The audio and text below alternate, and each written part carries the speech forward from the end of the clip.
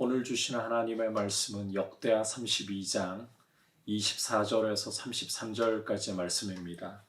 제가 24절에서 26절까지 읽도록 하겠습니다. 그때에 히스기야가 병들어 죽게 되었으므로 여호와께 기도하며 여호와께서 그에게 대답하시고 또 이적을 보이셨으나 히스기야가 마음이 교만하여 그 받은 은혜를 보답하지 아니하므로 진노가 그와 유다와 예루살렘에 내리게 되었더니 히스기야가 마음의 교만함을 뉘우치고 예루살렘 주민들도 그와 같이 하였으므로 여호와의 진노가 히스기야의 생전에는 그들에게 내리지 아니하니라. 아멘. 오늘 우리가 함께 살펴보려고 하는 이 역대하 32장 24절 이하에서는 히스기야에 대해서 몇 가지 내용들을 기록을 해서 보여주고 있는데, 간략간략하게 이 히스기야가 병에 걸렸다가 기도로 하나님의 이 회복을 경험하는 일, 그리고 또 히스기야의 이 부와 영광에 대해서, 마지막으로 히스기야의 죽음에 대해서 기록을 하고 있습니다. 먼저 이 히스기야가 병들었다가 기도함으로 하나님의 응답으로 회복하게 되는 부분부터 좀 살펴보도록 하겠습니다. 24절을 보시면 히스기야가 병이 드는데 이 병이 가벼운 병이 아닙니다. 죽게 되었으므로라고 이렇게 말씀할 정도로 중병에 든 것입니다. 주목할 것은 히스기야가 이런 중병에 걸려서 하나님께 기도를 했다는 거예요. 기도를 할 때에 하나님께서 그에게 대답하시고 또 이적을 보이셨다. 이 부분을 우리가 열왕기하 말씀이나 이 이사야 말씀을 통해서 좀 더 구체적으로 볼 수가 있는데, 하나님 앞에서 벽을 향하면서 하나님 앞에서 통곡하고 기도할 때 하나님이 히스기야의 기도를 들으시고는 15년을 생명을 연장시켜 주시고 병을 고쳐 주시죠. 그런데 이 열왕기하 말씀이라든지 이사야 말씀에서는 보이지 않는 내용이 오늘 말씀에 25절에 기록이 되어 있어요. 히스기야가 마음이 교만했다라고 말씀하고 있습니다. 그래서 이 받은 은혜를, 질병을 고쳐주시고 또 수명을 15년 연장시켜 주신 것을, 이 은혜를 보답하지 않았다, 잊어버렸다는 거죠. 그래서 진노가 그와 유다와 예루살렘에 내리게 되었다라고까지 말씀을 하고 있습니다. 이 교만함이, 마음의 교만함이 히스기야의 눈을 가려버리고 하나님의 은혜를 못 보게 만드는, 망각하게 만드는 이런 결과를 가져왔다는 거예요. 이걸 보면 이 교만이라는 것이 얼마나 무서운가. 이 교만은 아무리 경건한 사람이라도 눈을 가려서 하나님 은혜를 보지 못하게 만드는 이런 무서운 일을 가져올 수가 있습니다. 성도가 가장 조심해야 할 것 중에 하나가 바로 교만입니다. 이 교만은 모든 죄의 뿌리에 있고, 이 교만이 마음을 차지하기 시작하는 순간에 눈이 가려집니다. 하나님을 보지 못하게 됩니다. 그래서 이 교만은 멸망의 선봉에 있다. 하나님의 진노를 불러오잖아요. 멸망의 선봉에 있다. 반대로 겸손은 종귀를 데려오는 종귀의 앞잡이입니다.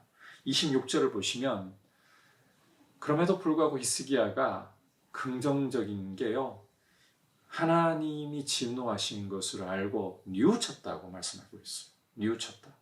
예루살렘 주민도 같이 뉘우쳤다. 그럴 때 하나님께서 진노를 거두시고 히스기야 생전에는 진노를 내리지 않으셨다. 하나님 앞에 겸손하게 회개하니까 하나님이 진노를 거두어 들이시잖아요. 겸손은 종교의 앞잡이입니다.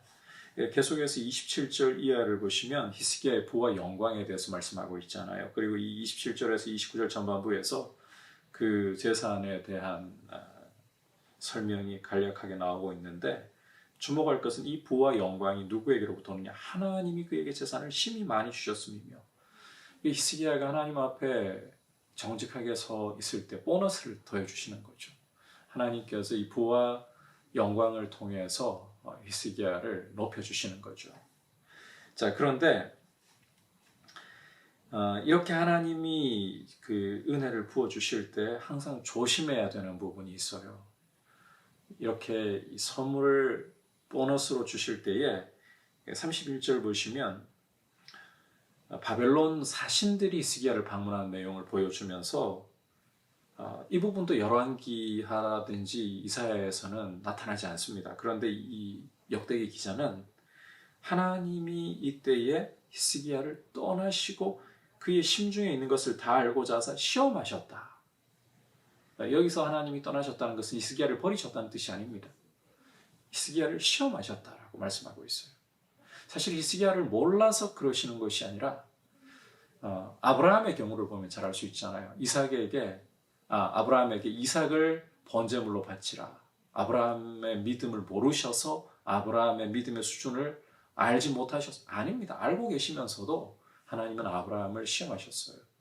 이것은 아브라함의 믿음을 드러내어서 아브라함으로도 보게 하시는 거죠. 하나님께서 아브라함을 어떻게 만들어 오셨는가. 아브라함도 보게 하시면서 복을 주시기 위함인 거예요. 하나님의 시험은 마귀처럼 무너뜨리기 위한 유혹과는 달라요.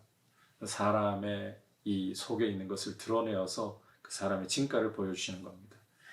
이 말씀에서는 히스기야가 어떠했는지 기록을 하고 있지 않지만 열왕기나 이사야를 보면 이때도 마음이 우쭐해져 버리죠. 방백들이 이 사신을 보내었을 때, 바벨론 방백들이 사신을 보내었을 때 자신의 왕궁과 이 여호와의 성전에 있는 보물들을 다 구경시켜 주잖아요. 그 결과로 이사야 선지자가 이 많은 보물들이 또 왕의 몸에서 난 자손들이 바벨론의 포로로 끌려가는 일이 발생할 겁니다. 히스기야가 이 사신들이 왔을 때 우쭐했다는 거예요. 이 바벨론을 또 동맹으로 아수르를 견제할 동맹으로 여기고서 하나님을 의지하기보다 바벨론을 의지하려는 마음이 그 순간 일어났다는 거예요. 이 선물을 주시고 풍성하게 하실 때에 이때 조심해야 되는 거죠. 거듭 이 교만에 대해서 우리가 이 말씀을 통해서 경계해야 된다라는 점을 강조하고 싶습니다. 마지막으로 이 히스기야의 죽음에 대해서 33절에서 묘사를 하고 있는데 조상들과 함께 누워 즉 죽었을 때에 보면 온 유다와 예루살렘 주민이 그를 다윗 자손의 묘실 중에 높은 곳에 장사했다. 그래서 그의 죽음에 대해서 경의를 표했다. 이렇게 말씀하는 걸 읽을 수가 있습니다. 그리고 오늘 말씀에서는 히스기야가 하나님의 은혜를 받고도 이 순간 마음이 이 교만이 깃들어가지고 실수하고 돌이키고 하는 부분들을 묘사하고 있긴 하지만 그럼에도 불구하고 히스기야의 삶은 전반적으로 볼 때 하나님 앞에 정직하였고 이 사람이 죽은 후에도 백성들이 경의를 표할 정도로 뒷모습이 아름답게 남아있다. 이 뒷모습은 결국 현재라는 걸음을 어떻게 내딛느냐 여기에서 이 뒷모습이 결정되는 것입니다. 우리의 뒷모습이 하나님 보시기에 사람들 보기에도 아름다울 수 있도록 믿음으로 한 걸음 한 걸음 오늘이라는 때에 내가 어떠한 걸음을 내딛음으로 하나님을 기쁘시게 할까? 사람들에게 하나님이 생명이 흘러가는 통로가 될까? 이것을 진지하게 생각하고 고민하면서 하나님 기뻐하시는 믿음의 길을 걸어가는 믿음의 발자국을 한 발자국 한 발자국 내딛는 귀한 성도님들 되시기를 축복합니다. 이제 말씀을 생각하면서 함께 기도하기를 원합니다. 히스기야를 통해서 보듯이 교만이 들어오기 시작하는 순간, 교만이 우리 마음에 고개를 들기 시작하는 순간 우리 눈은 가려집니다. 하나님을 보지 못하게 됩니다. 그러나 겸손할 때에는 종귀가 따라오게 됩니다.